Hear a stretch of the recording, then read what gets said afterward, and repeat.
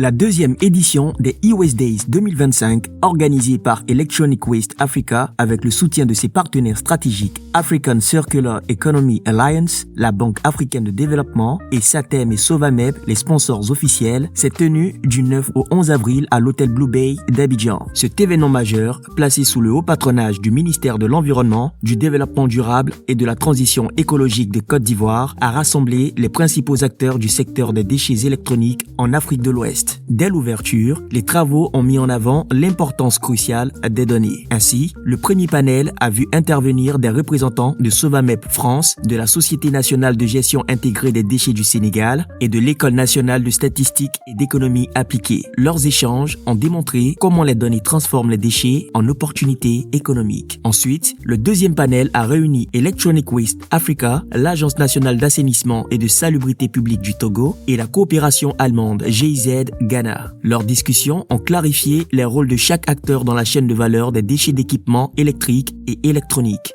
Le troisième panel, quant à lui, a permis à la Chambre nationale des métiers de Côte d'Ivoire, la Société de gestion des déchets et de la salubrité du Bénin, ainsi qu'à Sovamep France, d'identifier des priorités concrètes pour améliorer la traçabilité et le recyclage. Enfin, le dernier panel a permis d'explorer les solutions de financement avec les interventions de l'African Circular Economy Alliance, de la Banque africaine de développement, de Sonaged Sénégal et d'Enabel Bénin. Leurs propositions ont mis en lumière des mécanismes innovants comme les écotaxes et les fonds verts. Le second jour a débuté par le panel sur les villes durables et a réuni la cellule économie circulaire de la primature ivoirienne, la Société de gestion des déchets et de la salubrité du Bénin, Electronic Waste Africa et AFECAMSI. Leurs échanges ont montré comment intégrer la gestion des déchets d'équipements électriques et électroniques dans les politiques urbaines. Ensuite, le panel réglementaire a bénéficié de l'expertise du bureau d'études ECTX, du Centre ivoirien antipollution CIAPOL et du Programme national de gestion des déchets PNGD. Leurs recommandations ont souligné l'urgence d'une harmonisation des législations ouest-africaines. Electronic Waste Africa tient à remercier chaleureusement l'ensemble des organisations qui ont contribué au succès de cet événement. Les institutions gouvernementales, ministère de l'Environnement, du Développement durable et de la Transition écologique de Côte d'Ivoire, la cellule économie circulaire de la primature de Côte d'Ivoire, les partenaires techniques ACA, BAD, Prevent Waste Alliance, Ashoka, IKEA, les organismes de coopération internationale, GIZ